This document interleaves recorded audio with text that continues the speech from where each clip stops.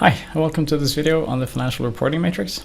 If this is your first time visiting, then please subscribe and you'll be notified when we make something new. Today's video is going to have two parts. In the first one, I'm making an income statement using this JSON string right here. And in part two, I'm going into the details around JSON and how you can embed formulas, styling, and formatting into one string.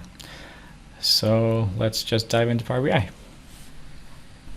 Okay, so now let's say this is the report we want to make. And I'm going to go into a new tab. You can start the timer now.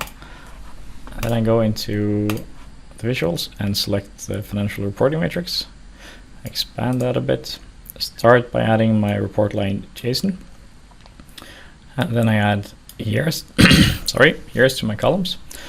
And let's add account description for my chart of accounts on the next level. Then I'm adding my actuals and budgets.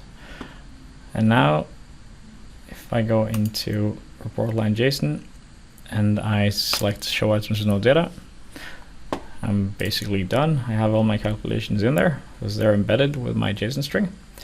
Then I'm going to do some small tweaks. I'm going to go into column styles, expand that to 250 to get this a bit bigger. And I'm also going to import a theme file.